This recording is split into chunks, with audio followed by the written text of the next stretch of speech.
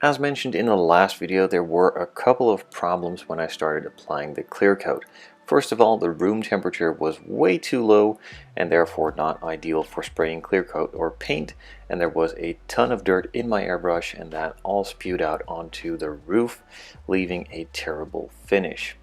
And due to the temperatures being so low, the Clearcoat doesn't really dry as well as it should, and therefore the finish doesn't really seem to improve but only get worse, and that needed to be addressed. So first of all, I started with polishing, or first of all I started with sanding so I can then start polishing. I sanded out all of the dust, all of the rough spots, and generally cleaned it up really nicely with 3000 grit, and then went through all of the grades of polishing compound, polishing paths, and procedures to get it all nice and shiny again, and it was actually looking pretty good. Far from perfect, but a lot better than it was after all of the paint had cured and left that terrible finish. Now I want to make very clear that this has nothing to do with the paint that I used. It is perfectly fine. It was due to me not being able to get the room temperature high enough and just spraying it anyway. So like I said, the polishing went pretty good until I made a couple of mistakes. I burned through the edges on a couple of spots here and there on the red. That wasn't really all that terrible. That could be fixed or hidden, so to speak, but on some of the black edges I also completely burned through the Clearcoat, through the black all the way to the red, and that just looked horrible. So I gave the body a nice bath, removing all of the polishing compound from those hard to reach, easy to forget spots, all of the panel lines, the gaps, and things like that, and then cleaned it up. Then I could move on to sanding it down again with 3000 grits to get it nice and grippy for those spot repairs that I'm going to be doing, and also the new Clearcoat that we'll be applying onto the entire body.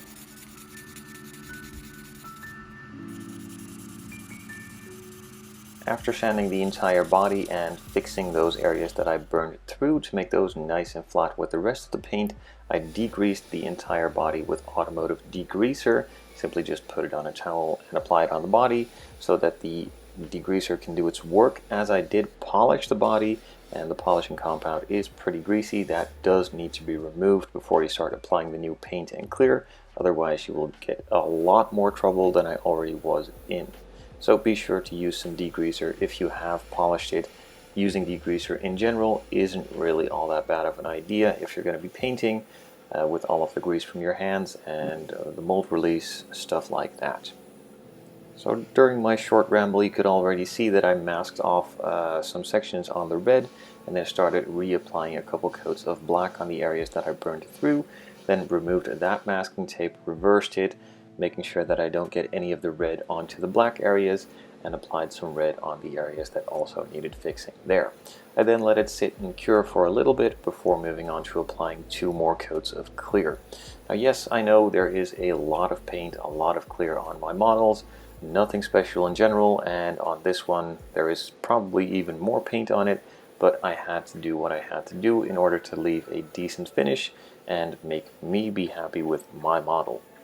And on another side note, thanks to the great autofocus on my camera for focusing on my hand and not model, totally operator error to some extent. I'm sorry, didn't see it during the spraying as I was focusing on spraying and not really on filming. Though I think it still turned out quite decent-ish. Sorry.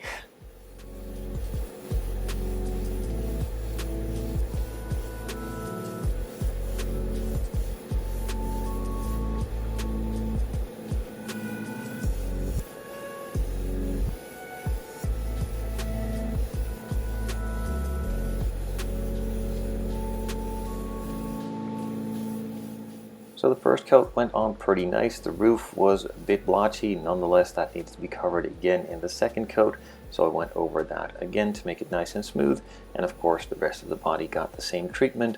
I wanted a nice smooth finish and I tried my best, and I also decided not to do more than 2 coats, otherwise the clear would be even thicker, some of the details might get lost, and it probably wouldn't start looking better, but maybe even worse. And in this case the finish might not be the absolute best it could be straight out of the gun, but it is still a super nice finish and I'm really happy with it. It's just not perfect or near perfect as I sometimes would like to see it, but that all has to do with the various reasons that I just discussed. Also, I want to make one thing finally clear. The temperature in the room this time around was around 20 degrees Celsius, and that is what this paint needs, preferably between 20 and 30 degrees somewhere. 30 might be on the warm side, 20 on the low side, so find a nice medium. If you're under 20, it's probably not all that great.